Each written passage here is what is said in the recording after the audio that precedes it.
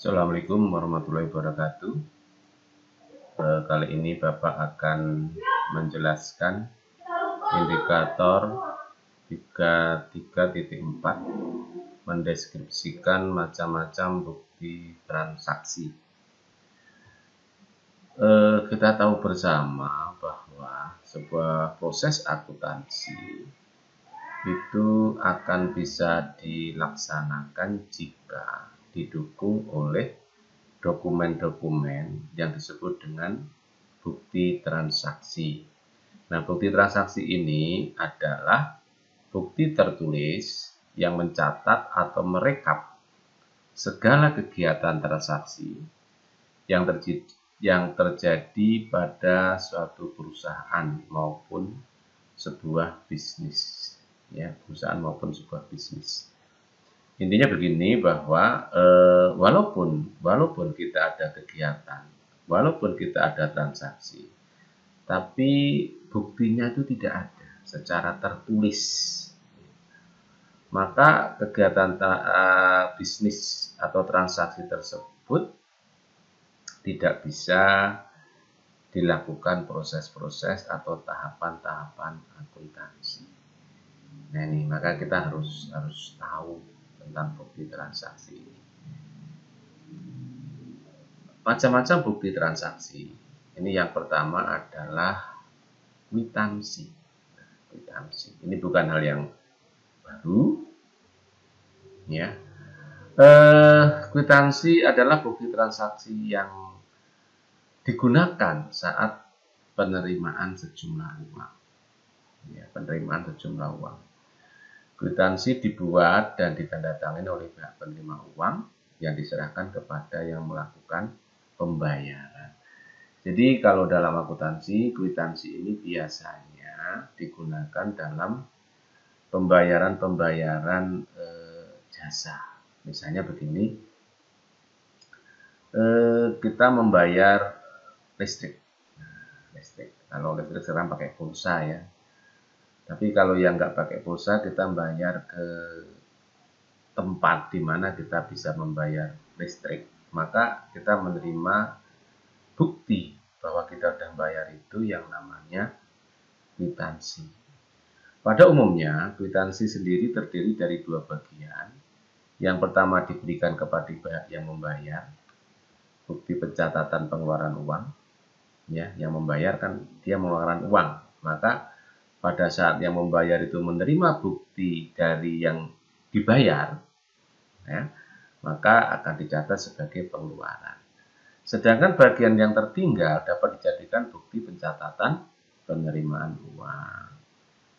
Di dalam kertas kwitansi biasanya memuat tanggal transaksi, pihak yang memberikan uang, nominal uang, maksud dan tujuan dari transaksi, dan tanda tangan serta ditambah dengan materai bila dibutuhkan.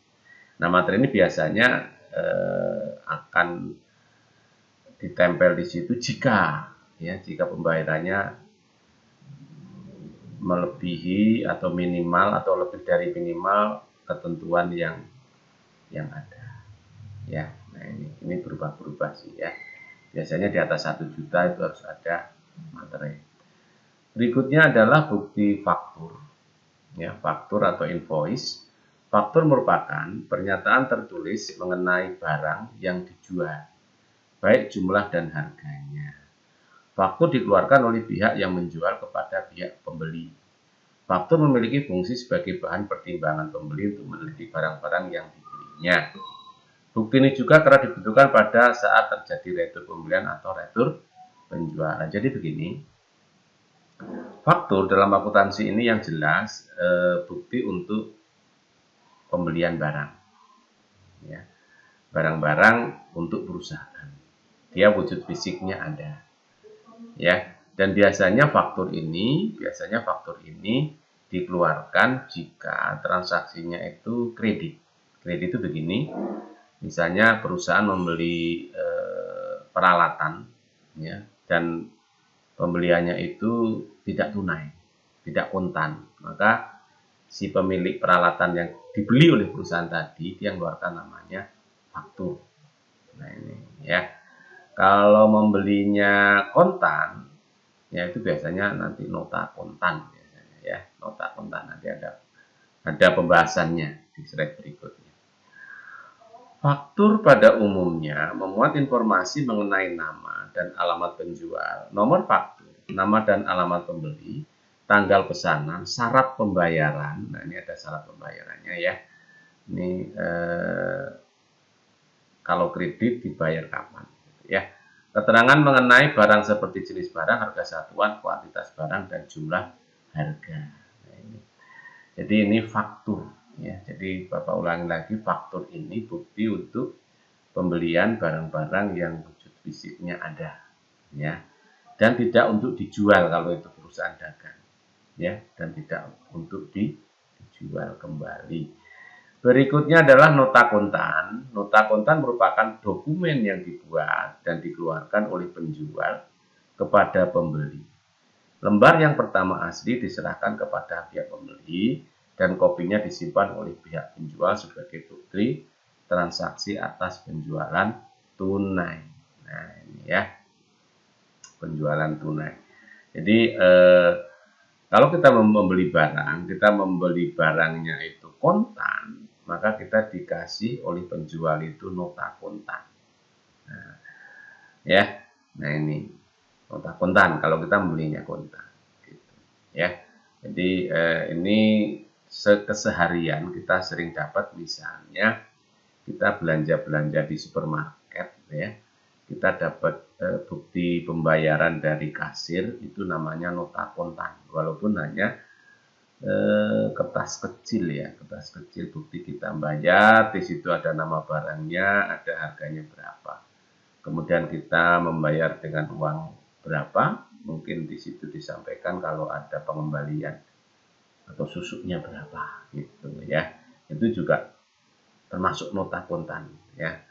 Nah, ini ya, jadi nota kontan ini bukan hal yang asing dan baru, karena sekarang hampir setiap kita transaksi di tempat-tempat tempat belanja yang modern itu pasti ada.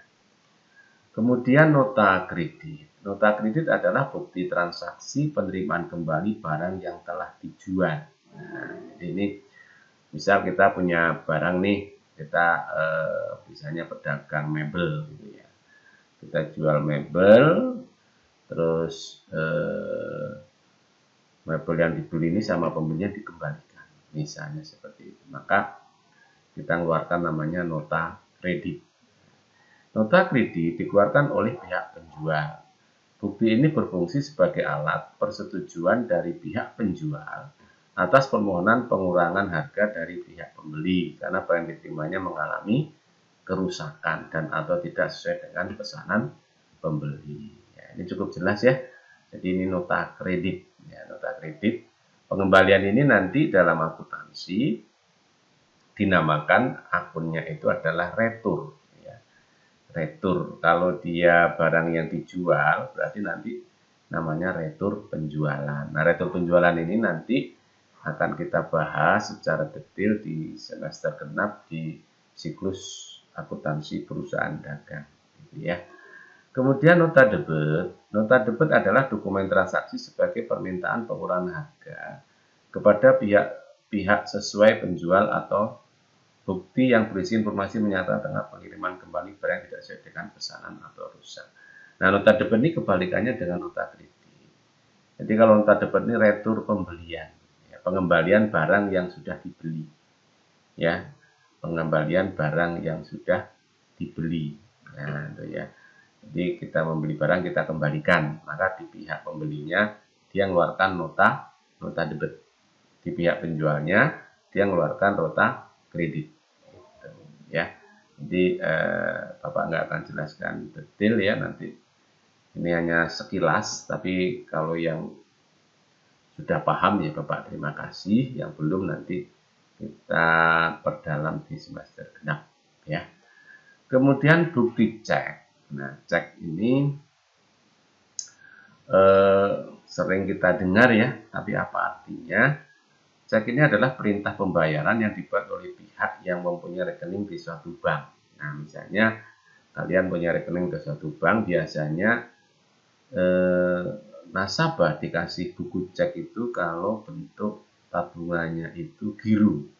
Giro itu, tabungan giro itu adalah tabungan yang bisa bermutasi setiap saat. Nah, istilahnya bank seperti itu ya, bermutasi setiap saat. Contoh begini, bermutasi itu begini, misalnya kita punya simpanan berupa simpanan giro, pagi jam 7 itu kita masukkan uang sejumlah misalnya 10 juta. Kemudian kita dikasih buku cek. Nah, buku cek ini bisa kita gunakan untuk pembayaran. Artinya dengan kita memberikan selembar cek kepada pihak tertentu karena kita membeli barang, misalnya membeli barang seharga 1 juta, kita tulis di cek itu 1 juta, maka pada saat cek itu dibawa ke bank di mana kita punya tabungan tadi, itu sama aja pihak yang pemegang cek itu menyuruh bank untuk membayar sejumlah 1 juta. Nah, kira-kira seperti itulah ya. Nah, ini kalau pengertiannya dengan tujuan agar bank tersebut membayarkan sejumlah uang yang tertulis pada orang yang membawa surat atau yang namanya terus dalam surat cek tersebut. Nah, ini ya. Jadi ini cukup praktis biasanya bukti cek ini untuk transaksi yang nilainya tinggi. Misalnya beli mobil, beli mobil harganya kan ratusan juta, kan nggak mungkin bawa uang tunai ke dealer, kan nggak mungkin, ya. Maka bisa dibayar dengan cek. Tapi ya tetap harus punya tabungan. Tabungannya harus tabungan yang bermutasi, bisa mutasi setiap saat. Kalau deposito nggak bisa. Simpanan berbentuk deposito nggak bisa digunakan untuk cek ya. Cek terdiri dari dua bagian, yaitu bagian sebelah kiri buku cek sebagai bukti arsip pihak yang mengeluarkan dan menandatangani cek tersebut, sedangkan bagian sebelah kanan dapat diberikan kepada pihak menerima pembayaran cek tersebut. Jadi ini sebenarnya kalau kita lihat seperti buku panjang itu ada sebelahnya ada kopelan, nah ya, bahasanya kopelan kecil, sebelahnya panjang. Nah, yang panjangnya itu cek, yang bagian sebelah kiri itu namanya kopelan. Nah, itu ya bahasa umumnya. Nah, ini baik, demikian penjelasan dari Bapak. Mudah-mudahan bisa dimengerti. Kurangnya Bapak minta maaf. Assalamualaikum warahmatullahi wabarakatuh.